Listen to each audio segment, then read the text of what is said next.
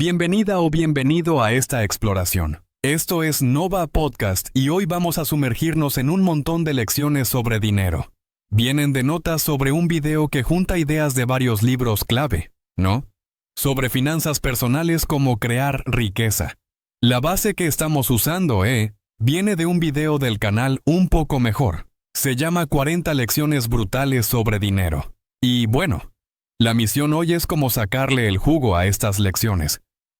Ver cuáles son los puntos más importantes. Chance los que más nos sorprenden o van contracorriente, ¿no? Para quien busca tener más claridad con su lana. Bueno, con sus finanzas. No vamos a ver las 40, claro, pero sí las que muestran patrones interesantes.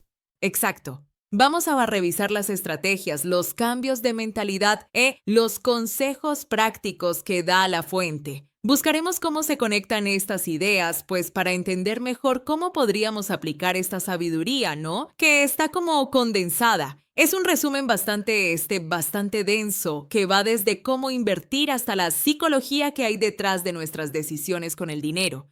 Pero antes de empezar, ¿qué te parece si nos das un pequeño consejo para nuestra comunidad Nova? Claro que sí, solo escuchen esto.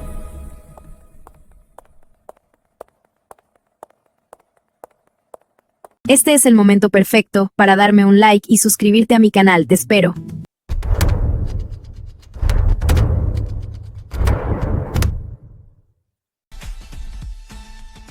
Deja tus comentarios y gracias por seguir con nosotros, continuamos. Perfecto. Ya después de haberse suscrito y dejarnos su buen like, entremos en materia. Hay unas ideas al principio que, la verdad, sí desafían lo que uno escucha siempre sobre finanzas. Por ejemplo, esa primera lección que menciona la fuente, lo de poner todos los huevos en una canasta. Pero al empezar. Sí, esa es la lección 1 y pues choca de frente con eso de diversificar, que siempre nos dicen, ¿verdad? La fuente dice que la riqueza inicial, o sea, al arrancar, no se hace diversificando, sino enfocándote casi obsesivamente en una sola cosa. Puede ser un negocio, un producto estrella, un nicho de clientes muy específico. Da ejemplos, ¿no? Como Jeff Bezos, que empezó solo con libros, o Bill Gates, enfocado totalmente en software. Entiendo el punto. O sea, concentrarse para crecer rápido. Pero, suena súper arriesgado, ¿no? Apostar todo al principio. ¿Dice algo la fuente sobre cómo manejar ese riesgo? ¿O si hay alguna advertencia fuerte con esa estrategia? Es una muy buena pregunta.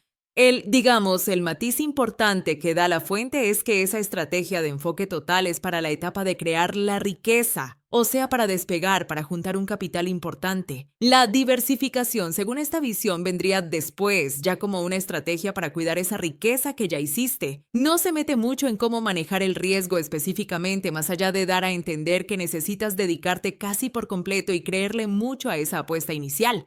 Entonces, la regla sería como: enfócate para hacerte rico y ya luego diversifica para mantenerte rico. Interesante. Y esto me lleva a otra diferencia que hace la fuente que me pareció súper útil, la que hay entre libertad financiera y ser rico. Correcto, esa es la lección 2. La fuente sí distingue muy claro estos dos conceptos.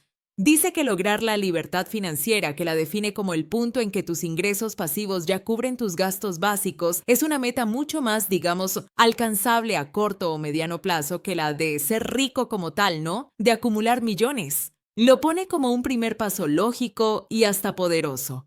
Y ponen un ejemplo muy gráfico, ¿verdad? El del estudiante. Sí, exacto. El ejemplo del estudiante que se da cuenta de que si rentaba su departamento y se mudaba a uno más chiquito y barato, pues la renta que recibía le cubría todos sus gastos esenciales. Y en ese momento, ¡pum!, se volvió financieramente libre, aún sin tener una fortuna guardada. La fuente lo compara como si fueran dos escaleras, una de 10 escalones para la libertad financiera y otra de 1000 para la riqueza. Sugiere que enfocarse primero en la escalera corta puede ser más motivante y estratégico. Esa distinción entre libertad y riqueza sí ayuda. Pero me pregunto qué tan fácil o realista es para la mayoría lograr esa libertad primero, como el ejemplo del estudiante, ¿no? ¿La fuente da más detalles o lo pone como algo que aplica para todos? Casi sencillo. Yo creo que la fuente lo usa más para ilustrar la idea, no tanto como una garantía para todos. El principio es lo importante, o sea, calcular cuánto necesitas para cubrir lo básico, lo esencial, y buscar activamente cómo generar ingresos pasivos que lleguen a esa cifra, aunque sea poquito al principio. No dice que sea fácil, pero sí que es una meta más concreta y definible que la idea vaga de ser rico. Te cambia el chip hacia un objetivo más claro. Entendido. Y hablando de cambiar el chip, hay una idea sobre cómo vemos el dinero que me pareció fuerte. Eso de verlo como energía de vida. Es la lección 7. Exacto. Esa lección propone pensar en el dinero no solo como, billetes y monedas, sino como una representación directa del tiempo y la energía que usamos para ganarlo. O sea, literalmente cambiamos horas de nuestra vida por ese dinero. El ejemplo que da la fuente es el de una chamarra de cuero de $80. Si ganas $10 la hora, pues la chamarra no te cuesta $80, te cuesta 8 horas de tu vida. Pero si además le sumas impuestos, transporte al trabajo, etc., chances son 2 días enteros de tu chamba. Verlo así sí te cambia la decisión de comprar. Te obliga a pensar si esa chamarra de verdad vale 2 días de tu vida. Claro, definitivamente. Es como un filtro mental súper útil para ver los gastos y separar lo que de verdad valoras de los antojos del momento. Y conecta directo con otra idea que menciona la fuente, lecciones 4 y 25, que en lugar de obsesionarte solo con recortar gastos chiquitos como el café de la mañana, el enfoque principal debería ser expandir tus medios. O sea, enfocarte más en ganar más lana que en gastar menos. Justo eso. La fuente no dice que controlar gastos no sirva para nada, pero critica esa mentalidad como de escasez, ¿no? Que te puede dar si solo piensas en quitarte cositas. Propone cambiar la pregunta. En vez de ¿me alcanza para esto?, preguntarte ¿cómo le hago para que me alcance? Poner la energía principal en cómo generar más ingresos, aunque, claro, optimizar los gastos también es necesario, es un complemento. Es donde pones tu esfuerzo mental, pues. Tiene sentido. Entonces, si el foco es ganar más y construir algo, llegamos como el corazón de cómo crear riqueza. Según la fuente, que cita a Kiyosaki. Lecciones 3 y 22. Comprar activos. Suena simple, ¿no? Casi como un cliché de finanzas personales. ¿Qué? ¿Qué aporta de nuevo la fuente aquí? Yo creo que el valor no está tanto en la frase compra activos, que sí, como dices, ya la hemos oído 1000 veces, sino en cómo la fuente te muestra cómo identificar un activo donde chance no lo esperabas. La definición es la clásica. Activo mete dinero a tu bolsa, pasivo lo saca. El chiste es aplicarlo. El ejemplo que da el creador del video es súper claro. El de la casa contra el video de YouTube, ¿cierto? Enganche de $12,000 y pues bastante trabajo al principio, y casi al mismo tiempo se dio cuenta de que uno de sus videos en YouTube también le estaba dejando unos $40 al mes de ingreso pasivo, pero hacerlo le había costado unos pocos cientos de dólares y unas cuantas horas, nada más. Ahí esta era la clave. El darse cuenta de que un activo no tiene que ser a fuerza una casa o acciones. Correcto, ese fue su momento de ¡órale! Entender que su contenido digital, sus videos, eran un activo mucho más eficiente, si piensas en lo que invirtió y el esfuerzo contra lo que recibía, y eso lo llevó a cambiar su enfoque, a dedicar su energía a crear más de esos activos digitales. La lección más profunda aquí es ver más allá de lo típico, ¿no? Y evaluar cualquier cosa que te dé ingresos constantes con una inversión inicial que haga sentido. Y la idea es ir construyendo esa columna de activos poco a poco, aunque tengas que seguir con tu trabajo normal al principio. Y para que esa construcción sea más rápida, entra el concepto de apalancamiento. ¿No ya? La lección 20. La fuente menciona 3 tipos. ¿Podrías repasarlos? El triple de horas. La fuente destaca 3 formas principales. 1. Mano de obra. Pues usar el tiempo y el talento de otras personas es el apalancamiento más viejo que hay. 2. Capital. Usar dinero para hacer más dinero. Aquí entran las inversiones en bolsa, bienes raíces, si usas crédito, prestar dinero, etc. 3. Productos sin costo marginal de replicación. Este es el más interesante, creo, en la era digital. Es cuando creas algo una sola vez. Puede ser código para un software, un curso en video, un ebook, hasta una canción, y luego lo puedes vender o distribuir a miles, millones de personas con un costo extra por cada copia que es casi cero. Este último suena como el que tiene un potencial de crecimiento brutal, ¿no? Especialmente hoy.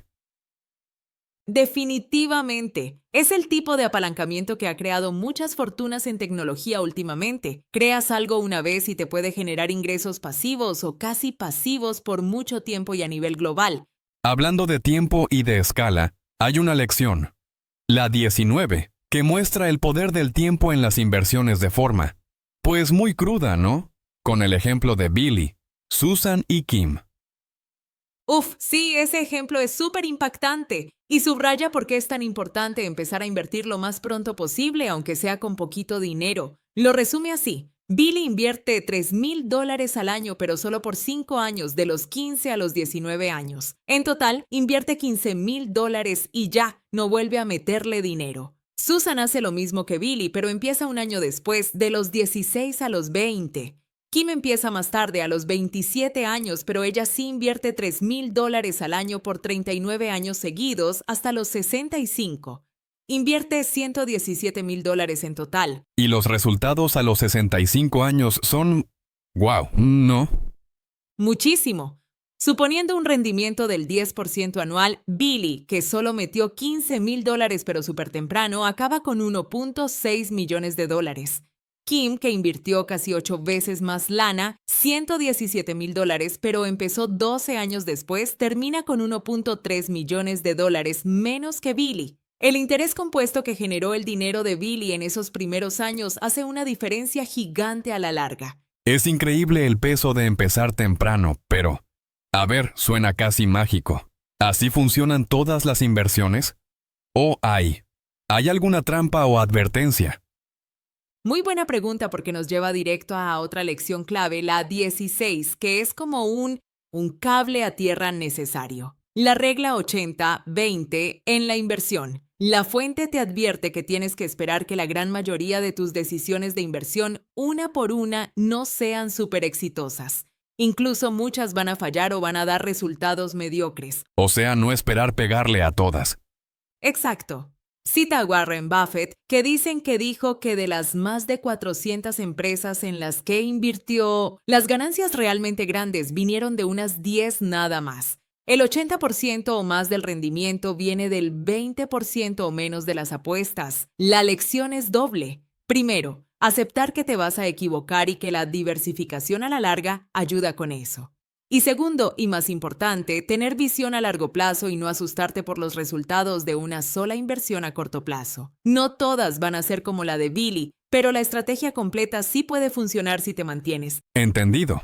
Entonces ya tenemos la mentalidad, cómo construir activos, el poder del tiempo y la realidad de los resultados.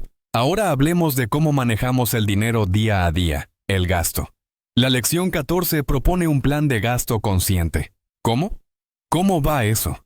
La idea central es ser intencional, ¿sabes? Asignar tu dinero de forma que te dé la mayor felicidad a ti personalmente en lugar de seguir reglas genéricas o sentirte culpable por gastar. Consiste en 1. Primero, automatizar tus metas importantes, ahorro, inversión, pagar deudas. 2. Luego, identificar unas 2 o 3 categorías de gasto que de verdad te encantan. Pueden ser viajes, comer fuera, tecnología, libros, lo que sea para ti. 3. Y entonces gastar generosamente sin culpa en esas categorías que elegiste. Y 4. Y al mismo tiempo recortar sin piedad en todo lo demás, en las cosas que realmente no te aportan valor o que te dan igual. El ejemplo de Alex que menciona la fuente lo deja bastante claro, ¿no? Sí. Alex automatiza un impresionante 55% de su sueldo para ahorrar e invertir, y con el 45% que le queda se gasta como $1,000 al mes en restaurantes y gadgets. Pero a la vez casi no gasta nada en suscripciones que no usa o ropa que no necesita o en la membresía del gimnasio al que chance ni iría. Es gastar mucho en lo que amas y casi nada en lo que te da lo mismo. Me gusta esa idea de ser consciente y dirigir el dinero a lo que te importa. Y supongo que el famoso factor late, lección 35, entra aquí, ¿no? Como para identificar esos gastitos recurrentes en cosas que chance no valoramos tanto. Exactamente. El factor late no es tanto por el café en sí, sino que es un símbolo de cualquier gasto chiquito y frecuente que con el tiempo se vuelve un montón de dinero y que quizás no nos da tanta satisfacción como creemos. Pueden ser suscripciones olvidadas, comer fuera por conveniencia y no por gusto, compras impulsivas en línea. La idea es encontrar esas fugas chiquitas pero constantes para poder usar ese dinero en las cosas que sí valoras o, pues, para ahorrar o invertir. Y para asegurarnos de que el ahorro y la inversión sí pasen, la fuente insiste mucho en un principio básico. Págate a ti primero. Lección 28. Otro concepto conocido. Pero, ¿cómo lo recalca la fuente? Lo presenta como la base de la disciplina financiera. La regla es sencilla. Cuando recibes tus ingresos, lo primerito que haces es separar un porcentaje para ahorrar o invertir. Esto tiene que pasar antes de pagar las cuentas, antes de los gastos que no son esenciales, antes que nada. La fuente usa una analogía fuerte. Cada peso que ahorras es como un soldado que mandas a trabajar para ti y su misión es regresar con más soldados. Y la clave para que esto funcione siempre es la automatización, ¿verdad? Lección 27.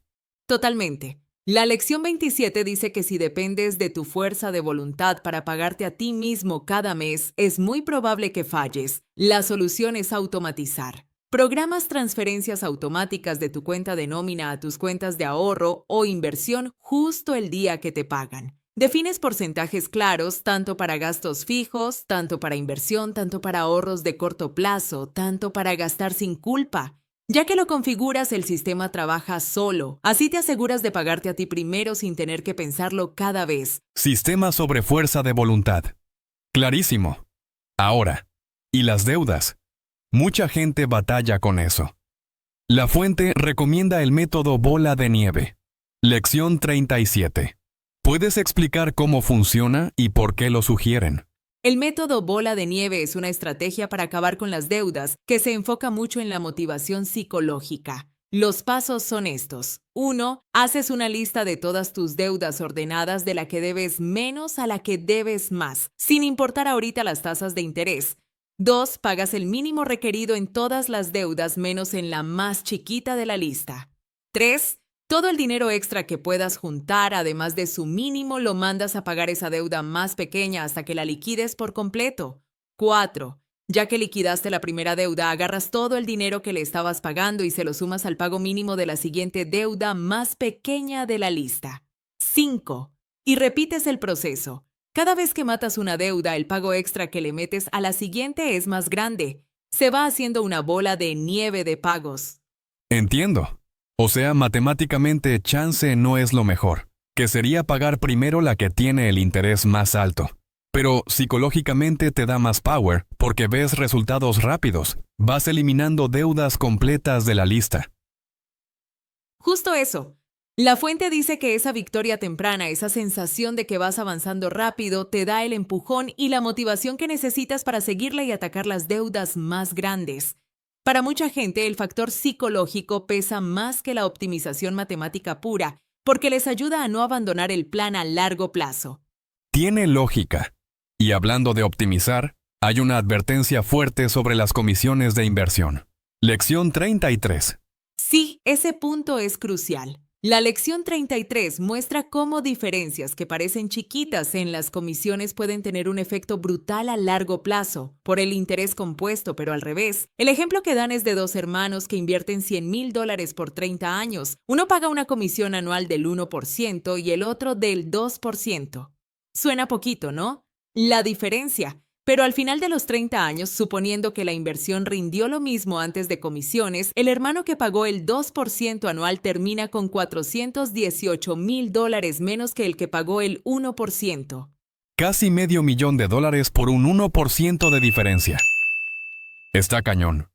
Sí lo está. Y resalta por qué es tan importante buscar minimizar los costos en inversiones a largo plazo, buscar fondos indexados baratos o plataformas con comisiones bajas. Y esto conecta con otra advertencia, lección 32, tener cuidado con los expertos financieros. La fuente sugiere que muchas veces las mejores oportunidades de inversión no le llegan al público en general y que siempre hay que preguntarse, ¿para quién trabaja realmente este asesor? ¿Qué le conviene a él? ¿Gana más si yo invierto en productos más caros? Es un llamado a investigar bien y no seguir consejos nomás porque sí.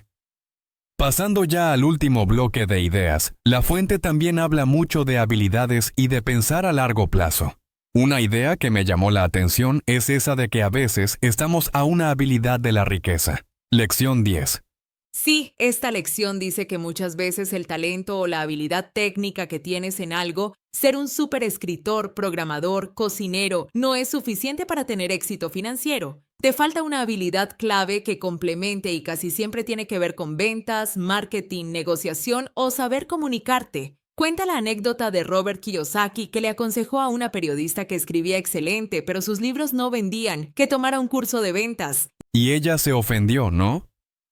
Exacto. Se sintió insultada, dijo que ella tenía maestría y que no necesitaba aprender a vender. Y Kiyosaki, según la fuente, le contestó que por eso él era un autor bestseller y ella no. La lección, aunque dura, es que para poder monetizar tu talento, muchas veces necesitas desarrollar a propósito esa habilidad puente que conecta lo que sabes hacer con el mercado. Suena lógico. No basta con ser bueno, hay que saber cómo venderlo o llevarlo al mundo. Y esto se relaciona con otra lección, la 40. La idea de volverte el mejor en lo que haces para atraer la suerte. Correcto. La lección 40 dice que la suerte financiera muchas veces no es tan al azar como creemos. Favorece a los que están súper preparados y que la gente reconoce como los mejores en su área. El ejemplo es el del mejor buzo de aguas profundas del mundo. Si descubren un tesoro hundido donde casi nadie puede llegar, ¿a quién le van a llamar para intentar sacarlo? Pues a él. La oportunidad, la suerte le llega porque su nivel de excelencia lo puso ahí, listo para recibirla. Es como suerte creada, no encontrada por casualidad. Eso implica un nivel de dedicación y de maestría altísimo. Y supongo que para llegar ahí se necesita muchísima persistencia, que es otra lección. La 38. Para los que abandonan un negocio o una inversión después de unos pocos problemas. Con alguien que va al gimnasio 3 días no se ve marcado y renuncia. Lograr resultados importantes, ya sea en el físico o en las finanzas, pues toma tiempo, esfuerzo constante, aprender de los errores, ajustar lo que haces y seguir intentando de formas diferentes hasta que algo funcione. La persistencia es clave, no hay de otra. Y finalmente, una advertencia que como que cierra el círculo sobre la mentalidad. Saber cuánto es suficiente. Lección 18. Esta es una lección bien profunda sobre el peligro de la ambición sin límites. Cuenta la historia de Rajat Gupta, un inmigrante que llegó a ser CEO de McKinsey, una consultora súper prestigiosa y que juntó una fortuna como de $100 millones. O sea, ya tenía más de lo que podía necesitar en varias vidas, pero por querer todavía más y por compararse con gente todavía más rica, se metió en problemas de tráfico de información privilegiada en la crisis de 2008. Lo arrestaron, lo condenaron y perdió su reputación. ¡Qué historia tan fuerte! El no saber cuándo parar. Exacto. La lección es que estarse comparando siempre con los demás a ver quién tiene más te puede llevar a nunca estar satisfecho y a tomar riesgos tontos que ponen en peligro todo lo que ya construiste. Definir qué significa suficiente para ti es súper importante para tener tranquilidad y seguridad a largo plazo. Vaya recorrido, ¿eh? Pasamos desde la mentalidad al inicio y el enfoque a cómo construir activos y entender el tiempo, manejar gastos y deudas, y al final, la importancia de las habilidades, la persistencia y saber poner un límite. ¿Cómo resumirías los hilos que conectan todas estas lecciones? Si tuviera que resumirlo mucho, diría que hay como 3 pilares grandes que conectan casi todo. Primero, la proactividad y la creación. O sea, no esperar a que te caiga la riqueza, sino buscarla activamente. Enfocarte, comprar activos, ganar más, desarrollar habilidades, crear tu suerte. Segundo, la disciplina y los sistemas. La importancia de seguir un plan. Y tercero, una visión a largo plazo y la psicología. Entender el poder del tiempo, el interés compuesto, manejar tus emociones, no entrar en pánico, seguirle, saber cuándo parar y la importancia de tener la mentalidad correcta. Una mezcla de estrategia, disciplina y conocerse a uno mismo. Sí, queda mucho para pensar. Y como idea final para dejarle a la audiencia, una de las lecciones que casi no tocamos, la 39, sugería una forma diferente de jubilación anticipada. No era solo juntar dinero para dejar de trabajar, sino encontrar o crear un trabajo que sientas tanto como un juego, que quieras seguir haciéndolo siempre, sin importar si necesitas la lana o no. Esa idea le da la vuelta a todo el concepto de trabajo y jubilación, ¿no? Y nos deja con una pregunta interesante para explorar. ¿Cómo podríamos empezar a buscar o más bien a diseñar nuestra vida profesional para que el trabajo se vuelva una fuente de energía y de satisfacción por sí mismo, más allá del cheque? ¿Será posible borrar esa línea entre obligación y placer hasta el punto de que la jubilación como la conocemos pierda su chiste o hasta su sentido? Una meta. ¡Wow! Ambiciosa, sin duda. ¿Será posible construir una vida donde la chamba sea juego? Quizás esa sea la máxima expresión de la libertad financiera. Un punto interesante para seguirle dando vueltas.